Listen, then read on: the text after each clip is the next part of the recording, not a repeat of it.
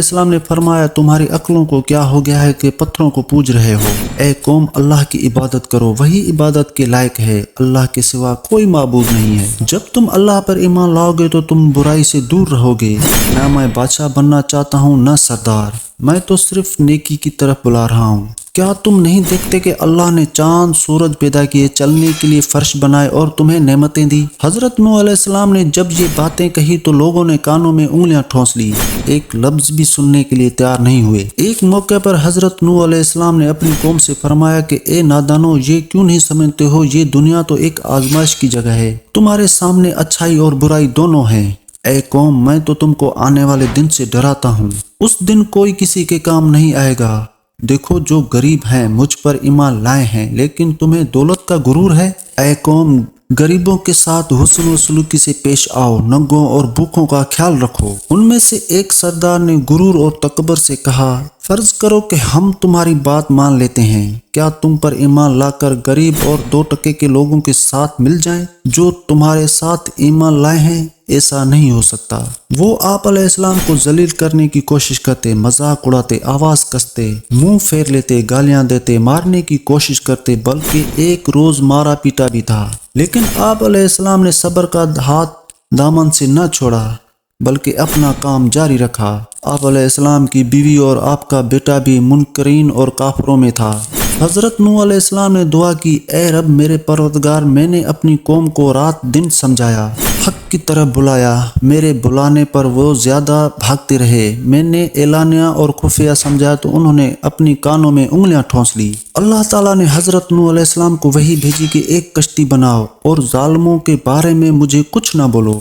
اللہ کے حکم کے مطابق آپ علیہ السلام نے کشتی تیار کرنا شروع کی۔ کچھ لوگوں نے مذاق کرتے ہوئے پوچھا، اے نوح کیا بنا رہے ہو؟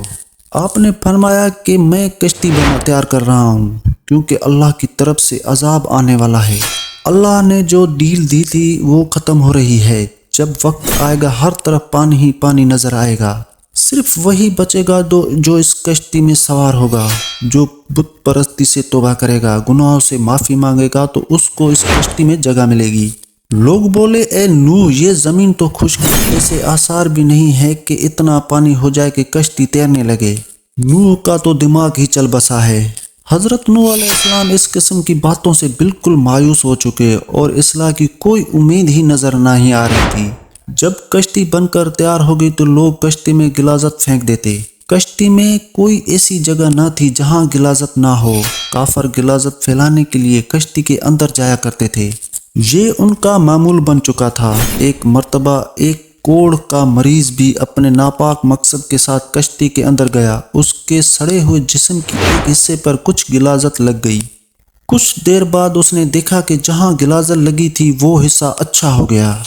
اب اسے حیرت ہوئی کہ یہ ماجرا کیا ہے، آخر غلاظت سے کس طرح شفا ہو سکتی ہے؟ پھر وہ کشتی کے اندر داخل ہوا اور غلاظت پوری طرح سارے جسم پر مل لیا تو دیکھا کہ وہ بالکل تندرست ہو گیا۔ یہ بات کوڑ کے مریضوں کے اندر پھیل گئی تو سب نے کشتی کے اندر داخل ہو کر غلاظت ملنا شروع کر دیا۔ اس طرح پوری کشتی پاک و صاف ہو گئی۔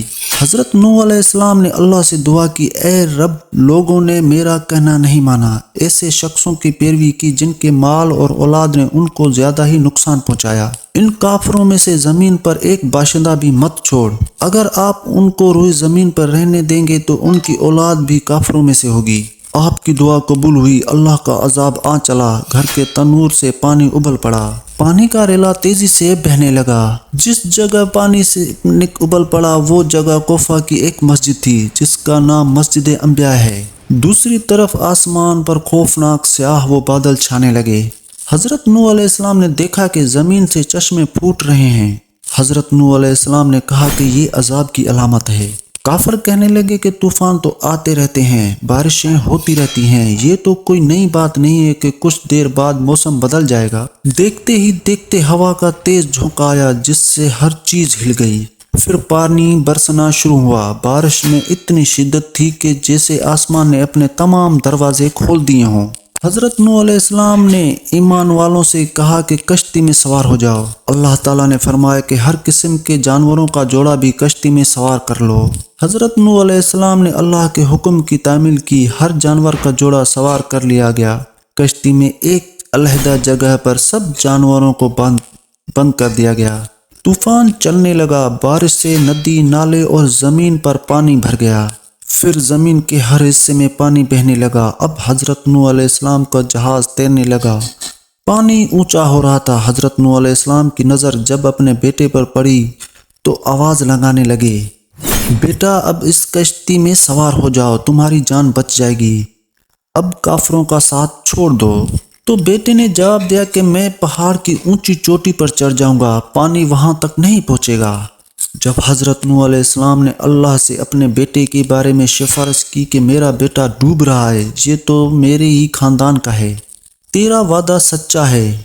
اللہ تعالیٰ نے فرمایا کہ وہ تیرے خاندان والوں میں سے نہیں، تیرے گھر والے تو وہی ہیں جو تجھ پر ایمان لائے ہیں۔